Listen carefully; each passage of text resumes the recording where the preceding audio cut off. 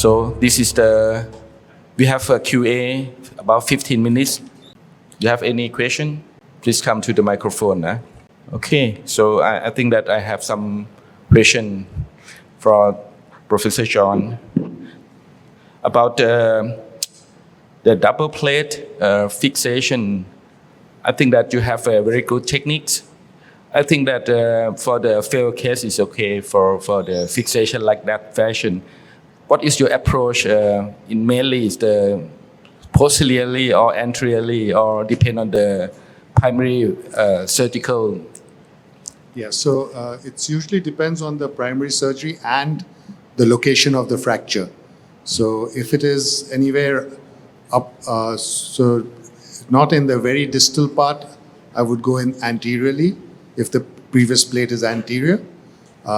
If it is very distal then, and the original plate is anterior, I might take out the plate anteriorly, then go posteriorly and deal with the fracture there. So now, if I'm going posteriorly, I would usually use the long 3.5 millimeter plate and then might add a second plate if necessary.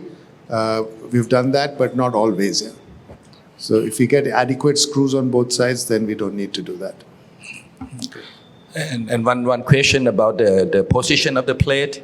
Is it very important to put it perpendicularly or is it not important? So I think you'll get the maximum stability if they are orthogonal. So you want to have, if you have one anterior, you have one lateral. If you have it anteromedial, you have it anterolateral. So if you keep it at 90 degrees, you get the best stability. The second plate, we always use just lock screws, so it's not pressing on the periosteum. The idea is that you already exposed that area in most of these non-unions or mismanagements. You have to expose that entire area to freshen, clear up the bone.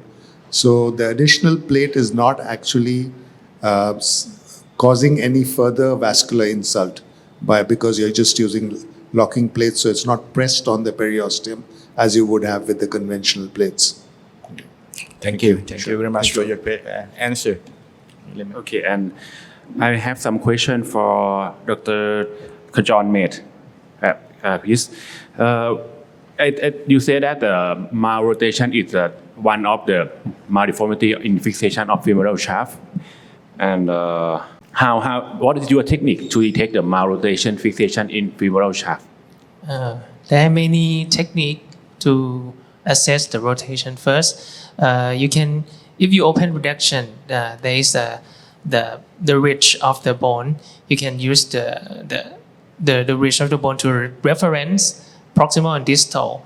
And the second one is can use the fluoroscope with the cable tie technique and use the fluoroscope of proximal femur and distal femur and make it AP to AP and turn it into lateral position. If you can see it lateral to lateral, it means you reduction in the true AP both proximal and distal fragment.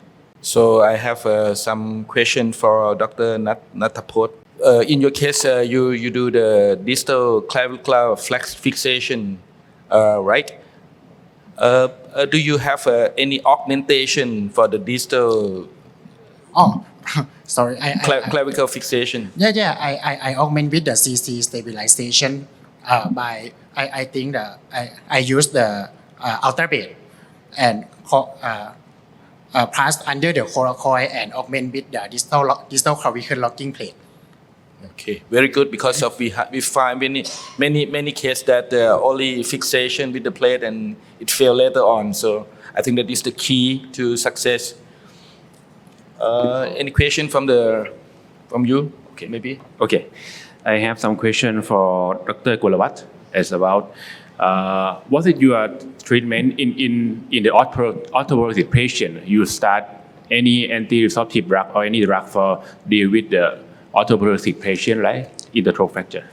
Okay, thank you. I think I will usually start as possible. I will choose, I think by definition is the severe high risk of the osteoporosis from the recent fracture at always BMD was too low. So I think it is most of case is severe high risk osteoporosis. So I try to start not only anti-resorptive but anabolic agent as the patient comfortable. I try to. Okay. Fulfill all the questions, so I have to ask Dr. Yuvarat about your presentation. You have teach us about the very good technique to solve the complex fracture distal radius fracture. How about the column concept? Do you recommend to use the column concept for the distal radius fracture right now, or what is your idea? Okay.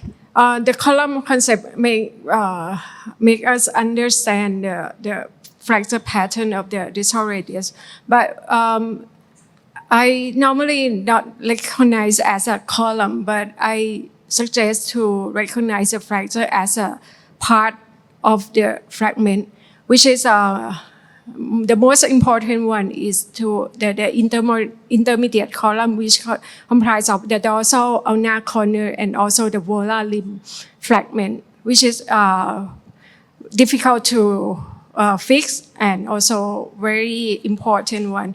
If you miss that fragment, as I show you in two cases, there's a lot of problem from that. So you may not understand the column concept, but you should know which from the X-ray which one is which fragments.